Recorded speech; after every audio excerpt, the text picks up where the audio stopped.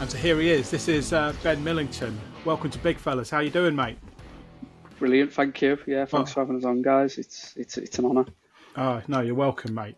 So you've lost a third of your body weight. That's incredible, mate. Tell us more. How did Yeah, you do it?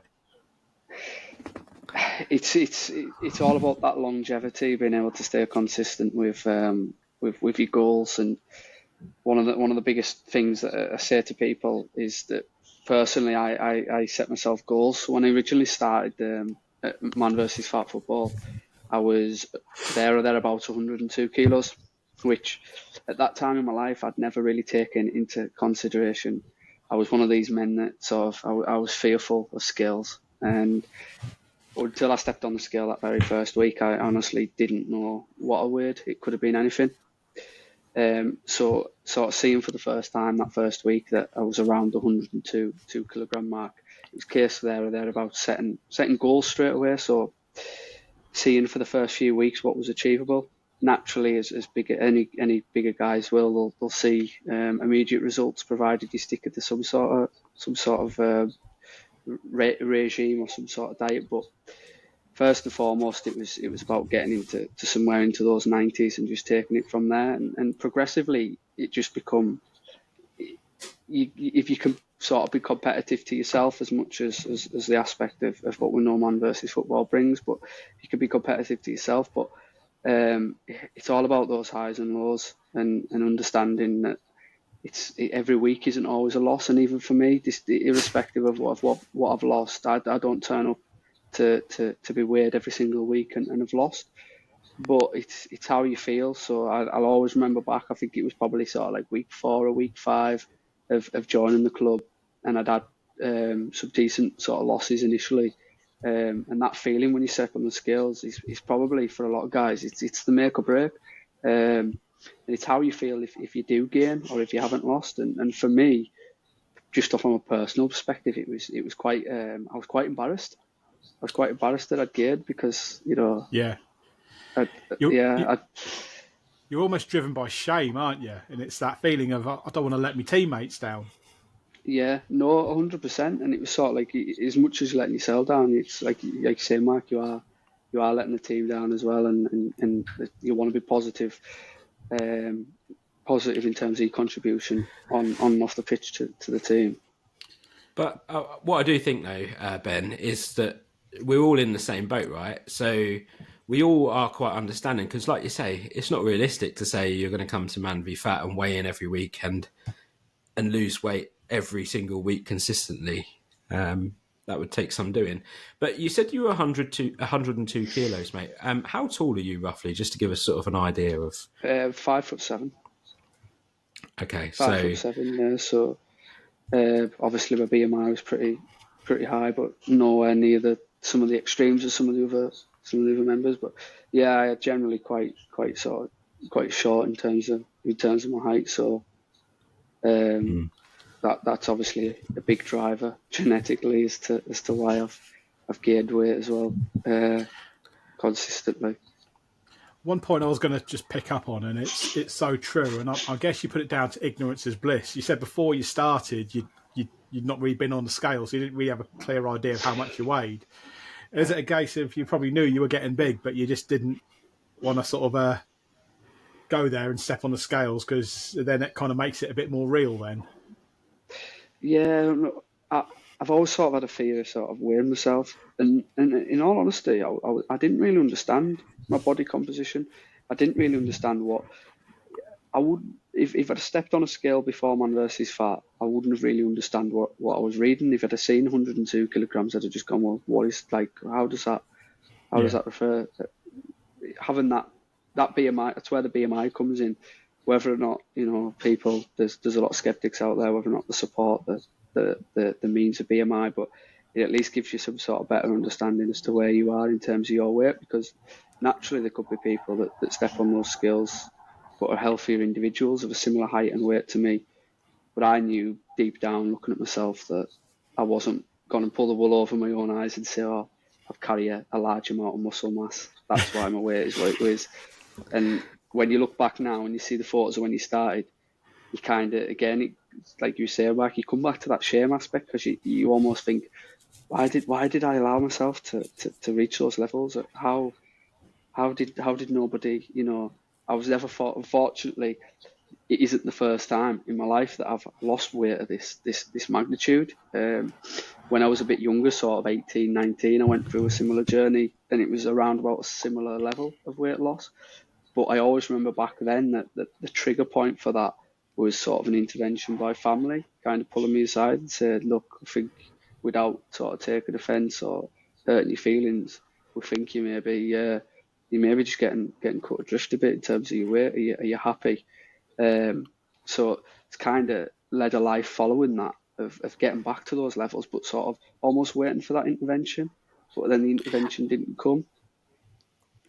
I think that's really supportive of a family, because that's a really hard conversation to have, and it shows, I think, like a strong family network when you've got someone be willing to have those hard conversations. Yeah, 100%.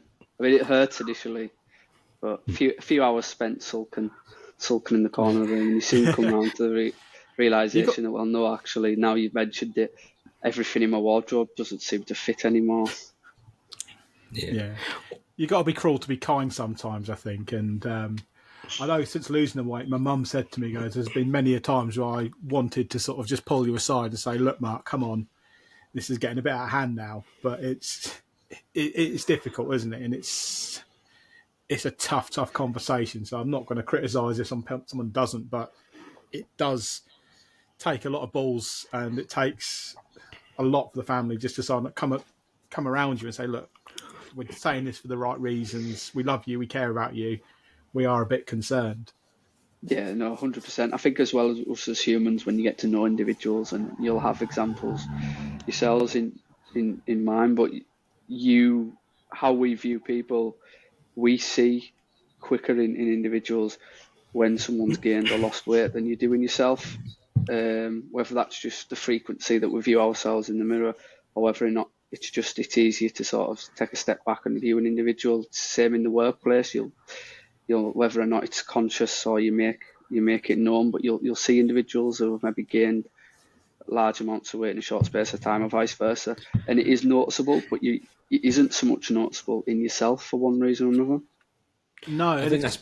Go on, Darren. I think that's because you sort of see it every day in the mirror, don't you? You get out of bed, you see yourself in the mirror as you get ready, and it's such a, we don't just go from that weight to a higher weight overnight, do you? It's a gradual process. So when you've got those family members who say only see you at weddings and funerals, those distant cousins, stuff like that, it must be really noticeable for them, because they only see you maybe once every couple of years or something like that. Yeah. What was your upbringing like then, Ben? What was your sort of weight like as a child and growing up? I mean, I've always struggled with weight.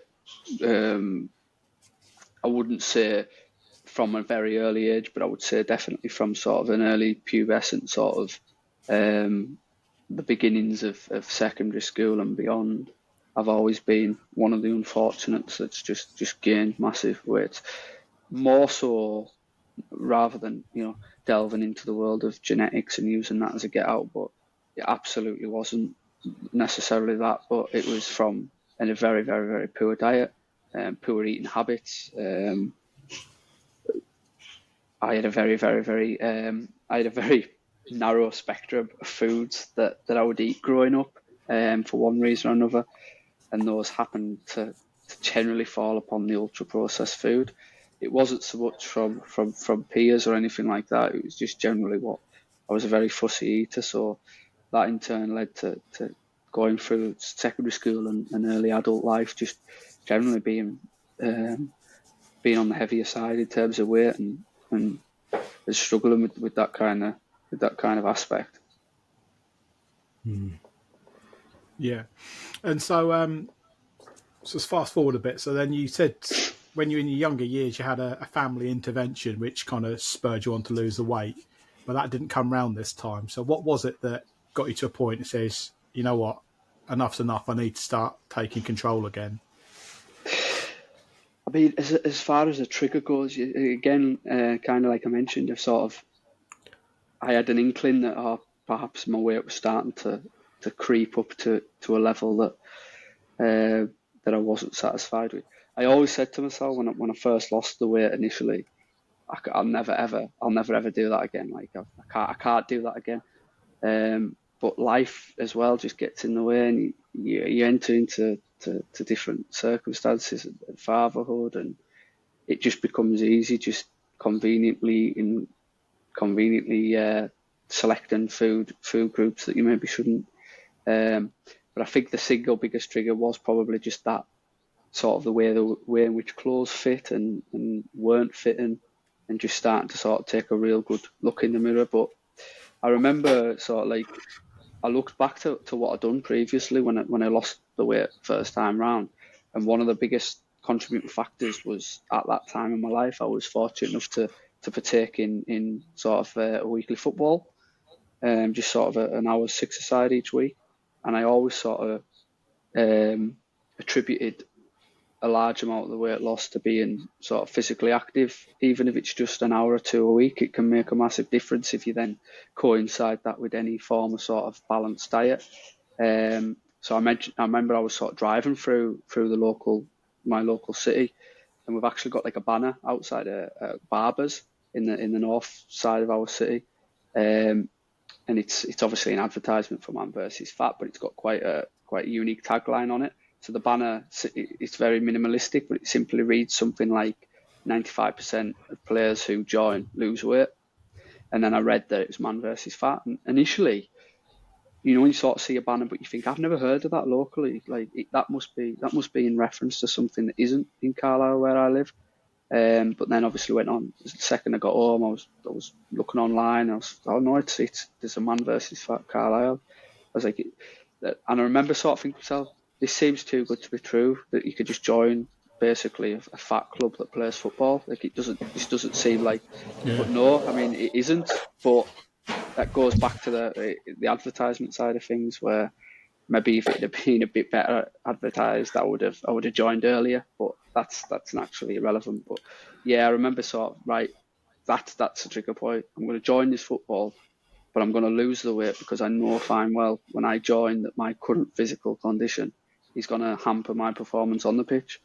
So straight away I've got that motivation that if I'm going to get back to playing sort of at an okay level in terms of football, I'm going to have to drop weight. Yeah.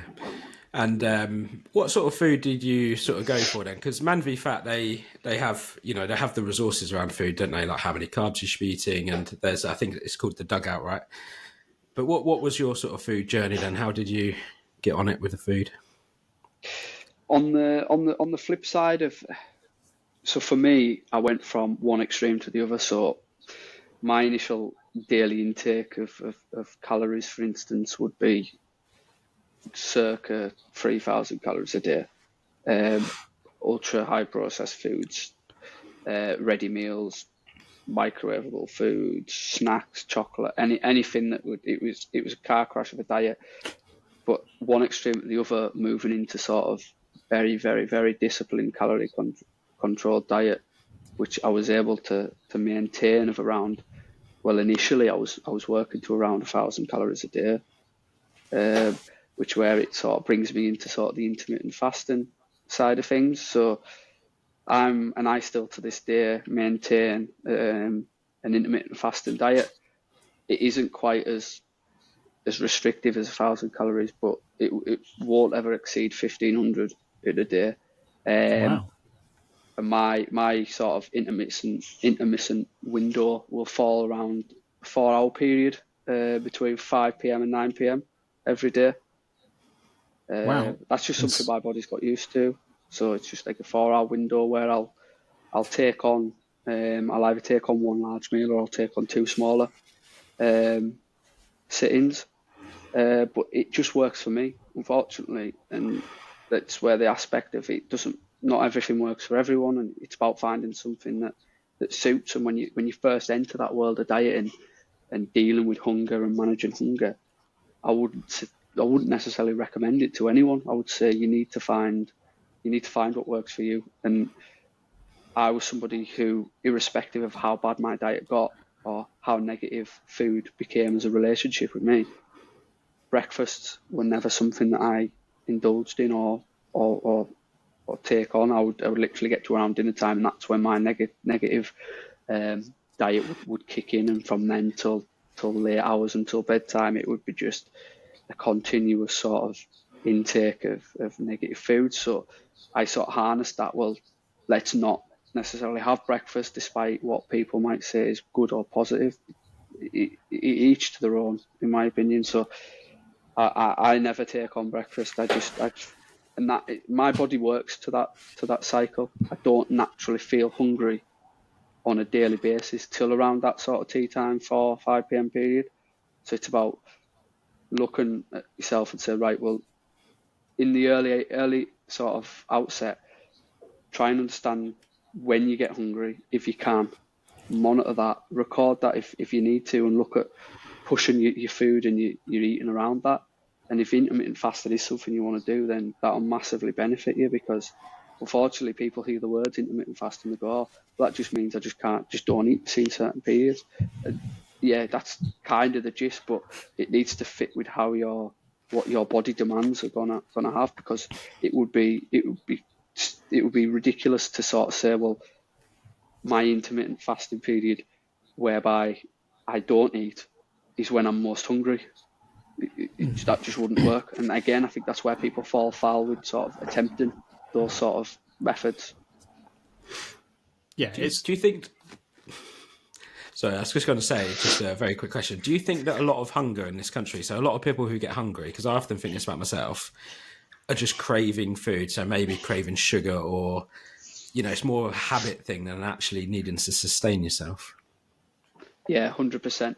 One of the key things that I've been very fortunate to do in sort of the last six months, when I'd reached a point with Man versus Fat where, I don't like the term plateau, but there are weeks where you sort of reach a level where you think, right, that's maybe the third week in a row now that I haven't necessarily lost, and if I have, it's been minimal. You start to look at your diet and you think, right, how do I tweak certain parts of my diet and stuff like that around that. And yeah, sort of understanding, I was able to understand my body's signaling methods. So I've been able to really, and again through education and reading nutrition, I've been able to really sort of identify what is appetite and what is hunger. My appetite being, and like, fortunately, use that phrase, inside me there always will be an obese man desperate to get out.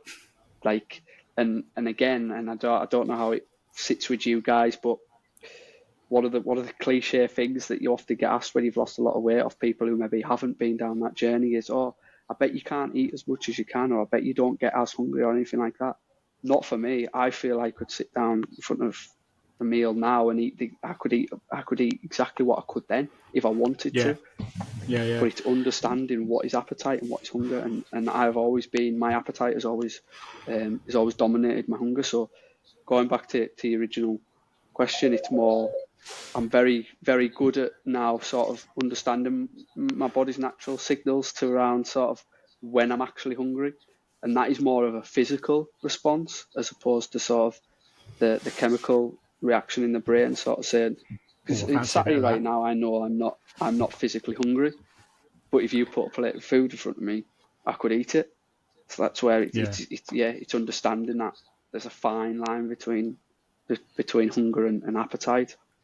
Yeah, I do like that analogy you're saying about the inside of me. There's no beast man ready to get out, and I'm exactly the same. Like I said, if we went to sort of like the all you can eat buffet or something, I'd still put it away, no problem about that. Yeah. And one of our other loser stories was a chap called Chris, and his analogy and his comparison was comparing it to almost like an alcoholic. Now, this isn't us belittling alcoholism or anything like that, but there's almost the same kind of rule applies almost in that you've lost the weight, but again, it only take sort of a few dodgy meals or a few bad habits, and then you're back into those old ways. And it's almost, you've got to kind of take ownership of it and be aware of that that, like I said, if you do go down that path, this is where you're going to end up. And so, again, take nothing away from alcoholics and everything, but I think that there is a comparison to be drawn there.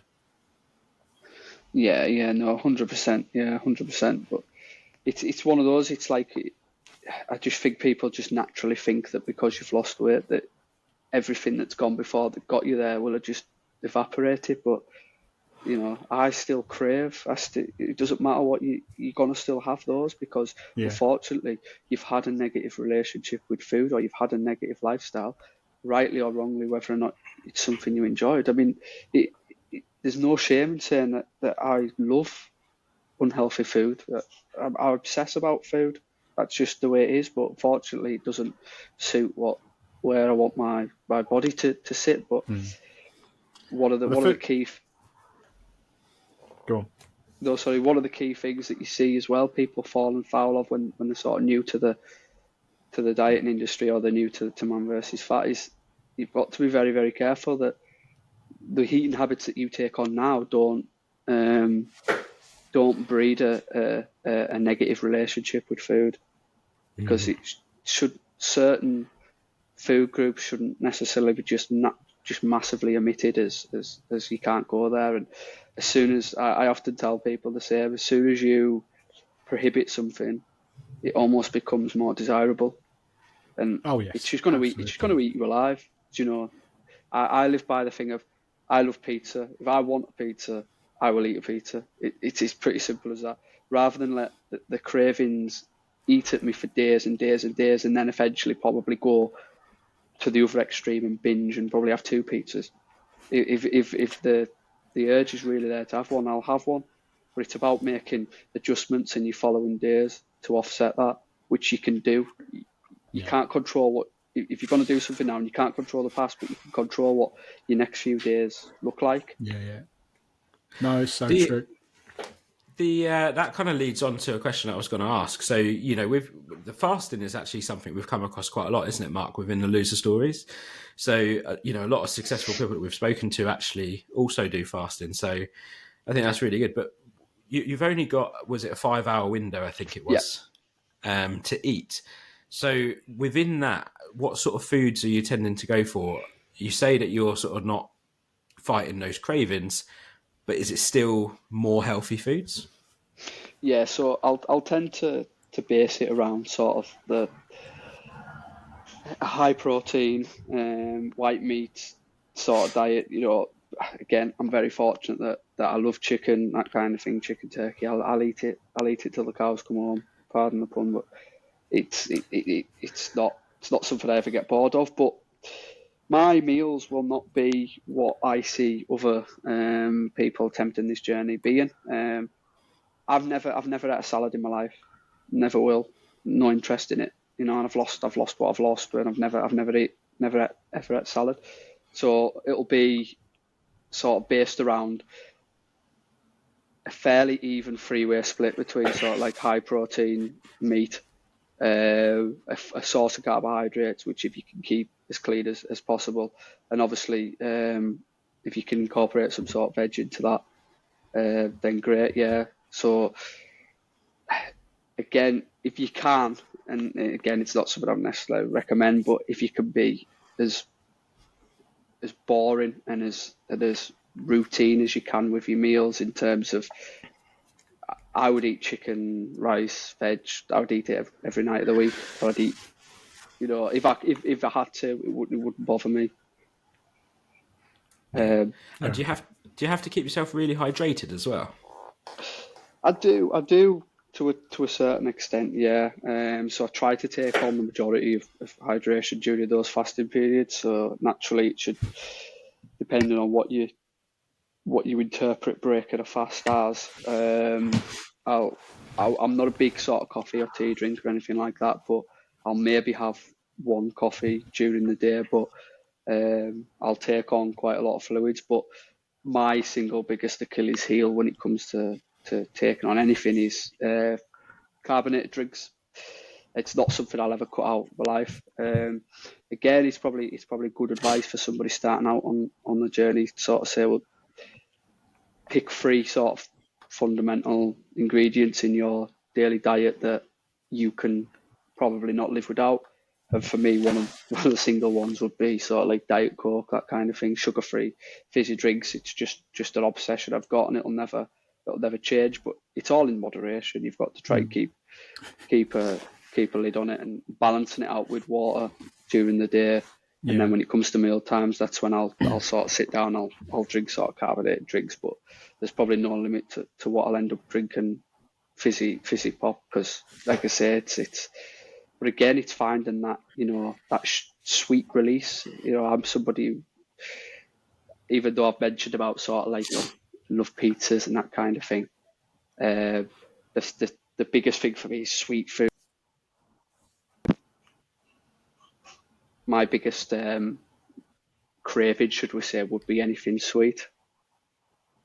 So yeah, certainly been there, mate. Definitely serve the best. Yeah. It certainly doesn't, I'm not preaching that the likes of these, sweetener-induced fizzy drinks are necessarily the greatest thing for our bodies to be taken on, but they are in comparison. They are in comparison to potentially eating a bag of sweets. So yeah, we're just moving back to exercise. So your main form of exercise is football. Did you do anything else to sort of accompany that while you're losing the weight? Not initially. So initially it was just sort of getting round and getting to grips with the football and that kind of aspect. Once I'd sort of reached a point where I was comfortable with the football, then I obviously started to visit my local gym, or one of my local gyms. So I've got a membership there, and I got into a routine where I would look to sort of go 2 or 3 times a week if I could. Again, through education and trying to read about what's best and what's not best, it fell well for my intermittent fasting side, because I'm able to train fasted, which, depending on which nutritional expert you speak to, will often say that that's massively beneficial to the human body to do that. So I'll tend to try and train in the mornings, but again, I'm not one of these people that does sort of like resistance training or anything like that. I tend to just do cardio in the gym on a morning, that sort of thing. I'm a bit old-fashioned when it comes to losing weight, and I'm one of these people where I think the only real way to lose weight from sort of going to the gym is you got to have to sweat. In the most basic of terms, if you want to achieve those goals, sweating is everything. And if you're not sweating, if you're not doing enough in there to sweat, then it's not going to be as effective for weight loss. So cardio for me just seemed the key, because it doesn't matter what size you are, where your physical levels are. We could all sweat. We could all do something to make us sweat. We could all raise our heart rate. So that was side of why I stayed away from the resistance training side of things, despite sort of supposed professionals sort of will always push you into, you should always be doing resistance training. I never have. It's always just been cardio for me. So I'll try and do that sort of 2 or 3 times a week. And then I've obviously got the football, and just naturally through the Man versus Fat, I've been very fortunate to open other doors, and I play sort of a secondary hour a week, which is on a Friday evening. So again, that's massive to weight loss, again, because you start looking into sort of the best ways to drop calories, and irrespective of being in calorie deficit, HIIT training never goes away as being the key for people when it comes to weight loss, and naturally football is as good a method of HIIT training as you're going to get, really. I think if you've got a good level of cardiovascular fitness, then it helps you maintain that level of exercise that, as a result, obviously burns more calories, doesn't it? And there's other health benefits. There's definitely other health benefits as well to getting that blood flow in, getting out in fresh air, going for runs, that sort of stuff. So no, fair play to you, mate. That's really good. So what's we sort of said at the beginning of this, you've done a weight loss journey in the past and done really well, and then fell back into bad habits. So what's your sort of plan to try and avoid that happening with this time, mate? I guess it's just that monitoring weight. So when I'd done it previously, I obviously dropped a massive amount of weight, but then for one reason or another, didn't monitor where my weight was from then to when I got big again. So I'm going to obviously try and maintain now. I still want to lose another 2 or 3 kilo. That as I kind of discussed at the start, as goals start to shift as you progress, is made probably some 6 months ago. I decided as I started to get around those sort of early 80s, high 70s kilos, I kind of said, right, based on where I think my BMI will be when I reach the 60s, I think I'd like to settle somewhere around the mid 60s. So if I can maintain that for a long period of time, which is obviously something I didn't do previously, I think that'll set me in a better stead for the long term, and maintaining this sort of weight as well. It's a massive benefit genetically. It's just a fact that people that have a low body mass index and a low fat body fat percentage, your body handles calories better. It handles food groups better. Potentially what damage a bad meal would do to me now in terms of gaining weight is probably far less than what it would do if I was 20, 30 kilos heavier. That's just the way the human body works. So goals are definitely just to try and just sit happy and just sort of maintain a weight for as long as I can. Awesome.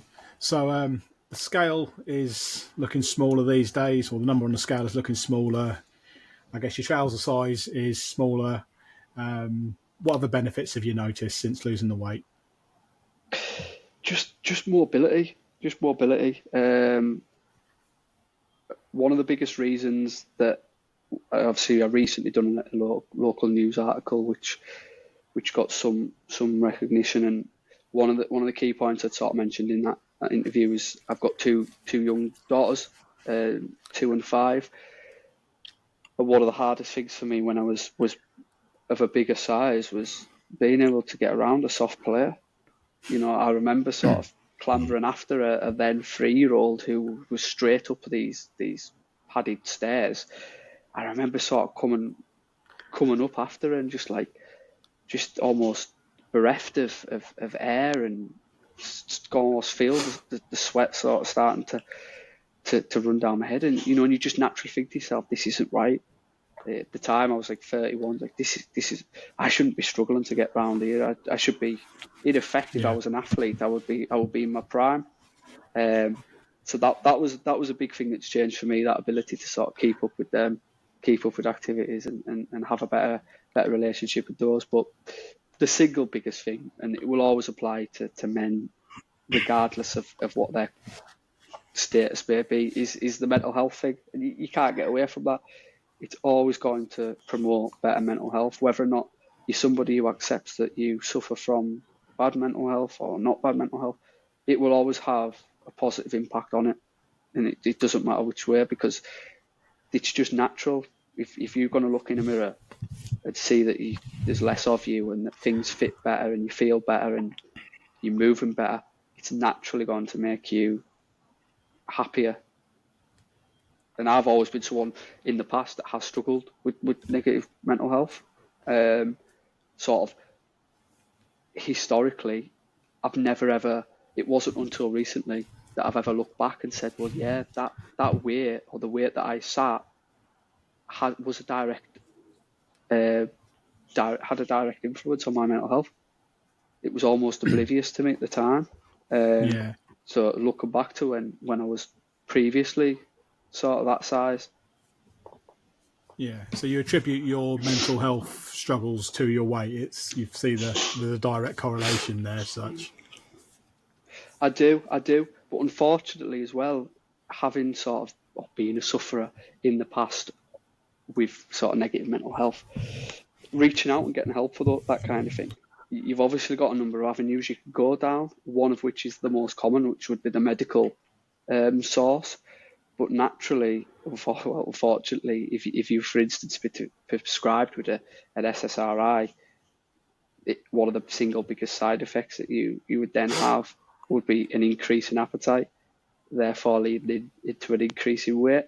So it's almost like not being aware of what the single biggest cause is to your mental health. You're actually making it worse by going out and reaching out to a doctor. And it's a dangerous thing, isn't it? The number of people who unfortunately suffer from, especially men, negative mental health, who then get themselves into a catalyst of increase of weight, and it's largely probably in tune to the medication that they're receiving.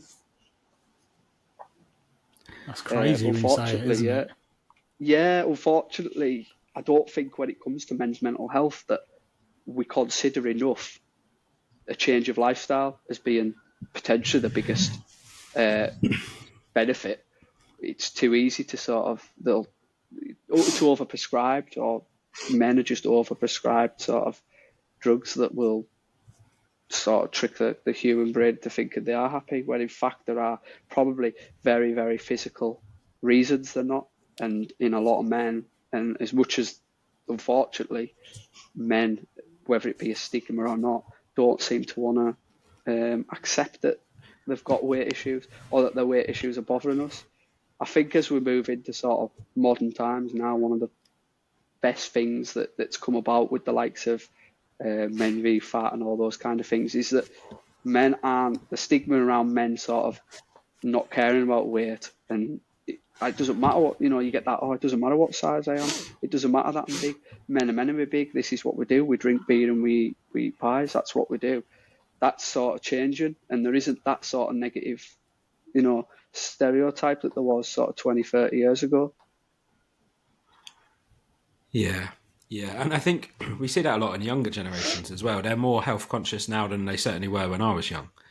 Going back to the mental health thing, it's because I think that's a really interesting sort of correlation, because I certainly have suffered with some quite severe mental health problems in the past. And I agree. For me, the weight wasn't the main factor, certainly not, but it was always ever present as part of the problem. And I actually joined Man v Fat.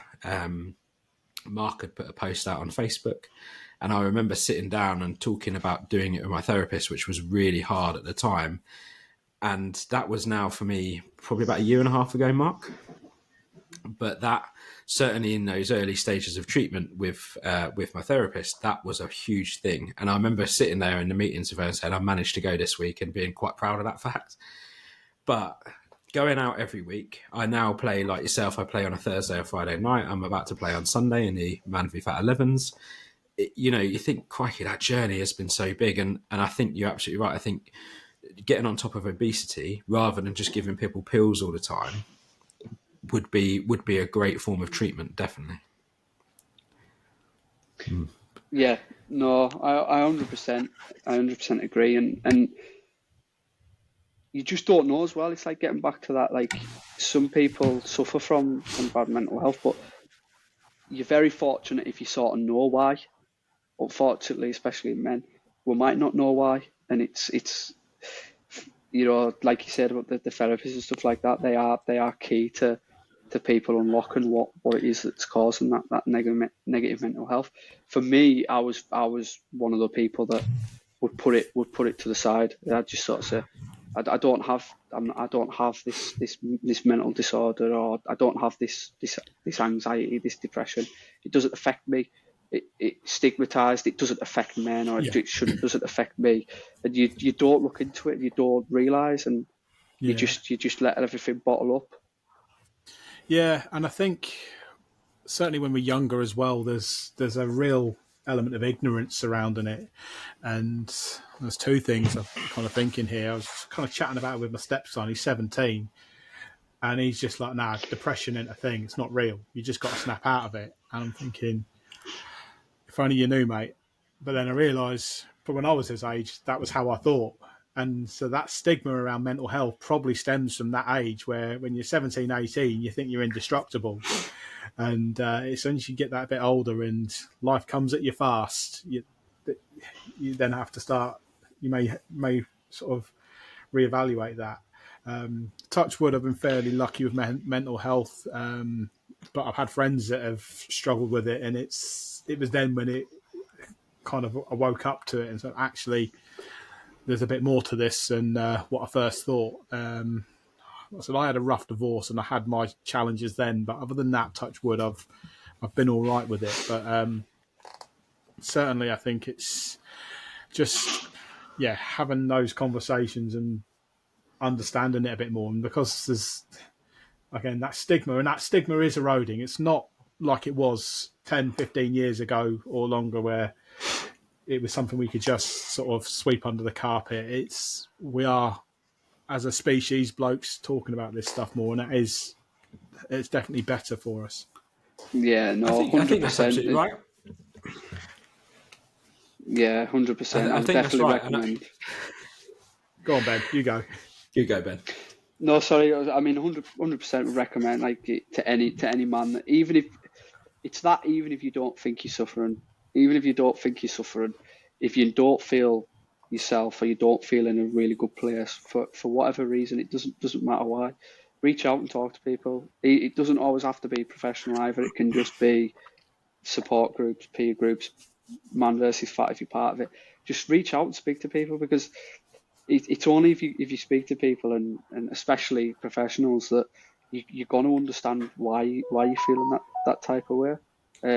I remember sort of coming out the back of my first weight loss journey, some sort of like 6-7 years ago, and then kind of like we touched on at the start, where I'd then gone back the other way and gained a massive amount of weight over a protracted period of time. Not really sure why or what caused it, but then seeing a massive sort of downturn in my mental health thereabouts. But knowing that I wasn't right and knowing I didn't feel myself, but not wanting to reach out and talk to people was the worst thing I ever could have done, because sort of it fast forwarded to sort of a period where I'd gained this weight that I'd lost once before. And then I reached a period in my life which was like the 6th of December 2019, where I just decided that was it. I was going to take my whole life. And that's what I tried to do. Fuck. And I tried to take an overdose of tablets, and I planned it and everything. But it stems from knowing that I wasn't me, and I didn't feel that there was something sadly wrong, and I was in this sort of depressive state, but not knowing A, why, or B, how to get out of it.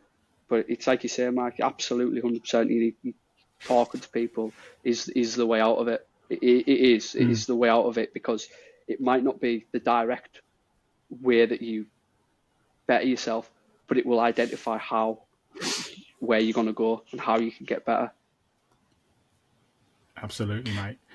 Before I say anything else, mate, just well done for coming out the other side of that, because that would have taken guts and courage, and it's so glad that you're here and we can have this conversation. Yeah, no, I appreciate that. Yeah, it's just one of those things, isn't it? And you get to that state. It's when you look back, say, right, what was the trigger? What caused that? And you start to understand yourself a bit more. Worst thing you could ever do, or the least you could ever get out of talking to people, is just understanding yourself a bit more.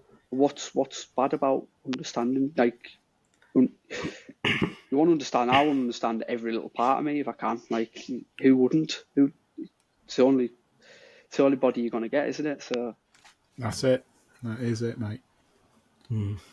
Wow. So where do we go now? So how's your mental health now, Ben? And how do you sort of stay on top of that? Is that through your diet and exercise as well, being healthier and living that healthier lifestyle? Yeah, 100%, 100%. So I'm a creature historically of routine. So if I don't have a routine in my life of some respects, then that again has a negative impact on my mental health. But that routine largely comes from the likes of eating. Again, goes back to intermittent fasting. Why does intermittent fasting work for me? Because it's a routine. It's a routine that I can stick to 7 days a week. That routine, knowing when I'm going to eat and what, it makes my mental health better. Knowing that I go to Man versus Fat on a Monday evening, right? That's Monday evenings. I go. It doesn't change. It would be a total different story if the game every week was on a different day of the week. I would be all over the place. I wouldn't know where I was. I play football on a Friday, play football man versus fat on a Monday, and then I have three very set days in between that I'll go to the gym on a morning, and I have to have that routine. It does I'm help. really, Go on. I'm really interested to know, first, because, like I said, I started Man v Fat when I was suffering mentally as well. What was your reception like? How did the boys that you're probably quite good friends now with, right? How did they treat you, and was it helpful? It was. It is good peer group support, and they are very welcoming. The only downside of it, unfortunately, is, and it probably differs club to club, but there could sometimes be a high turnover of players, and potentially some of those players that you see when you join, but are not there shortly after, and that sort of thing. But I think that team aspect and getting placed into a specific team is very, very important, because it can be quite daunting, I guess, when you join the club and you may walk into a room on a Monday evening, or whenever it is that each club plays, and there's just blokes everywhere. It can be daunting, because you might not know where you are, but having that group where my team is made up of no more than 9 other players, that's quite a strong sort of peer group support. And at the end of the day, everybody's going through the same things, aren't they? We're all sharing the same mutual goal. We all just want to get smaller. We all want to lose weight, and we all want to enjoy 30 minutes football each week and play a competitive game. We share a love of both football and a need to lose weight. But it's good, because I'm very fortunate in the Carlisle club that we do have some smaller guys.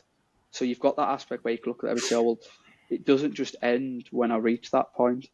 And that's the wonderful part of the BMI boss side of things that brings it in, because there are other groups out there that probably once you reach a certain weight, you sort of discarded.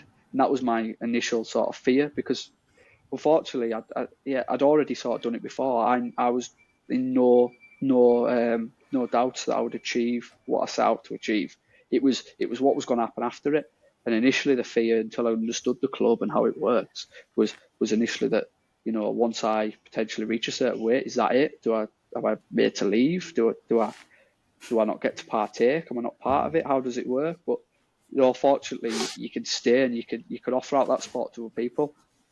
Yeah, and it's so important having the lads that have lost the weight to be there, because they are the sign. Look, this is what you can do. This is the proof in it all. Early on, when I was at Man v Fat, you'd look at these lads thinking, "Fuck off! These guys are cheat codes. What are they doing here? Have they just kind of winged it?" And in reality, there might be one or two that are like that, but on the whole, like I said, if you see a slim guy at Man v Fat, it's because he's lost the weight and he's followed that process, and so it's important that those guys are there to inspire others, so to speak. Yeah, no, 100%. And I don't see myself as being one of those people that naturally I would want to inspire other people, but if I do, then that's a positive aspect, and I would happily speak to any sort of player or anything like that. I was speaking to sort of one of my own teammates recently, who'd kind of reached a point where on the side of the pitch waiting to go on, where they'd said, "Oh, I've had a couple of weeks where they've maybe plateaued," and I just said to them, "Well, whether or not you want my advice or not, what I tended to do in those periods is," and again, it's why the tracking is incredible in Man versus Fat, and I think that gets sort of the wrong stigma put on it, that it's just sort of tick box exercise, something you just got to do every week, get it done, it gets you goals for the team, blah blah blah. But it isn't. There's an underpinning reason that you should do the tracking, and I done it when I was plateauing. So if I had a week where, for instance, I turned up this week and I'd gained weight, what I would then do is I would then flick back through my tracking to the last week that I lost weight, and I would compare where, like, what have I done differently, and there may be a difference in terms of your activity or output that week, but there will always be a difference in your diet as well, and it's just a case, well, just go back to the basics. Those 3, and I said it to someone the last week, it's sort of those 3 or 4 weeks there, where your tracking seems consistent and you basically stayed to a set sort of diet and calories or whatever, go back to that. Like, we all differ, we all stray from the path. Like, that's not an issue. But just go back to basics. Go back to week 1. Go back to week 2. If you lost weight that week, try that. I bet you'll find you'll come back next week and you've lost weight, and you do. Yeah. And another thing it was my diet consultant when I was doing the Cambridge weight plan that said to me, when you have those weeks where you plateau and you don't lose as much as you hoped for and you feel a bit shit, that's the time to take measurements. Measure your waist, measure your arms and that. And then all of a sudden, well, you see a drop there. So you've still lost something. And then that then just gives you puts that fire in your belly again and sort of spurs you on. And like I said, the reality is losing weight's not that straight line down. There's bumps and curves. There's all sorts that goes on. So just accept that and prepare for that. And so if you get a week and you feel a bit despondent, well then let's maybe look at another metric. So look at your waist and see you've lost a couple of inches off your waist, and happy days. It's not just about that number on the scales, is it? No, absolutely not. And quite often the number on the scales versus your physical measurements won't follow a parallel line either.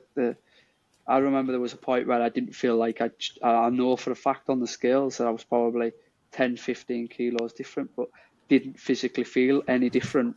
And certainly clothes didn't feel any different, but then all of a sudden it can just sort of flick and you go from one week to the other where you've maybe not even lost anything, but all of a sudden you feel physically way better. And that's what it's all about. Like, it shouldn't always just be down to what you see on the scales. If you feel physically better, mentally better, then you're still winning. You're still achieving. Absolutely, mate. No, I absolutely love that. Cool. We'll start to round it up there, I think, Ben. No problem. What's your Man v Fat team name? Do you want to big them up? Northern Pyland Greens. We are Northern Pyland Greens. Northern Pyland Greens. Yeah. We've not been the greatest. We've had a few very, very tough seasons for one reason or another, but we did, despite, I think we're the same as the other clubs. We're probably coming to the end of the third season cycle now. I think they're in sync, aren't they, nationally, as far as I know. I think we've got a slightly unique case because unfortunately our head coach is leaving at the end of this season, and he's doing a handover season. So we're going to enter the rare realms of man versus fat football. We're going to go into a fourth season as Northern Pyland Greens and all the teams are going to remain the same. But we've not been the greatest on the pitch, to be honest, Mark. We've finished bottom of the league in the 2 of the first 3. And we've only managed to win something like, I think I worked it out the other day. So I think we've won 2 games from 46 on the pitch. Wow. I had a team like that once. Yeah, but we did, and I'm proud of this fact, we did manage to mastermind a cup win last season. Fantastic. Which, as far as underdog stories go, for a team that's finished bottom of the league every season was quite an achievement. So I'm quite proud of that. No, I love that. Yeah, I think my biggest sort of achievement, I played for a team, we were called Peterburger, and we were useless. We lost every game. We got battered 7-8-0. But we had one game where we lost 12-0, but it was the first week. And we get bonus goals for on the first week if you share a Facebook post to promote it. And with that, and a couple of guys had got percentages, we won 15-16, having lost 12-0 before on the pitch. It was crazy. So that was that was our biggest achievement. But there's a lot of satisfaction that comes from stuff like that. It made everyone laugh at the time, but it was like, no, we've done all the right things off the pitch, and that's. I mean, I think when I think back to the actual cup final that we played at the end of last season, as a team, we'd somehow managed to achieve something like 22 off the pitch goals for that single cup final week. So we ended up winning we drew on the pitch, fortunately enough, but I don't think it would have made any difference whether we'd lost by 5 or 6, because it was just the severity of which we'd all achieved as a team off the pitch was And that was kind of like that kind of put the cherry on the cake, as in, no, that's what we're about as a team. We do tend to lose most games on the pitch, but we're normally somewhere thereabouts as the off the pitch sort of achievers, and that's what we're here for. That's what we're here for. Absolutely. And just on sort of the wider football conversation, who's your team? Who do you support? So I'm a season ticket holder for Newcastle, which is play. the most local sort of Premier League team. Just a team I've supported all my life growing up. Really, I don't really know why. I think it was just my older brother supported them, so kind of followed suit as you do. But it's a bit. But that's it. Once you pick your team, you can't change, can you? Yeah, exactly. Yeah, and they've been. It almost follows my sort of mental health history as well. I've had some really dark times, but we're coming out the other end now, I think. So it wasn't the weight after all. It was Mike Ashley that did it, wasn't it? It probably a magnitude of different things, but yeah, football's definitely a topic that I enjoy talking about more now than I did 5 years ago. Oh yes, cool. And then just to finish it off, then, mate, just one last question. So, what advice would you give someone about to start their weight loss journey? Just don't give in early on. You know, everyone will see difficult. You know, it doesn't matter what success stories there are out there. It doesn't matter what that individual is. I will guarantee they have had days that you're going to have, and you've just got to keep at it. You've got to keep at. Set yourself targets, as in, and I don't mean just weight loss targets, but just set yourself a target in terms of time and say, right, if I weigh myself now and I weigh myself in a week's time, it doesn't even have to be a week's time. You could wait, if you weren't doing man versus fat, you could do fortnightly, monthly, but just base it on, I want to be lighter. It's now than I am in 6 months. And if that's a kilo, then it's a kilo. You've still succeeded. Just set manageable targets. Don't think it's all about the big goals straight away, and just accept and just embrace the weeks that you gain, because we all get down, we all get upset about it, but it's all forgotten about as soon as you lose again, and you will lose again. Just keep at it. Brilliant. No, that's great. Awesome. Well, that kind of rounds up there, Ben. So thanks for coming on to the Big Fellas podcast. We really appreciate it. And we had some good conversation there. Awesome. Well, don't forget to subscribe, guys, and reach out to us on social media if you've got any questions, or if you want anything for us to talk about. Get in touch. We'd love to hear from you. But for now, thanks a lot, Ben, and see you on the next episode. No, thank you. Yeah, brilliant. Thank you both. Cheers, Ben. Thanks very much. Thank you. Take care.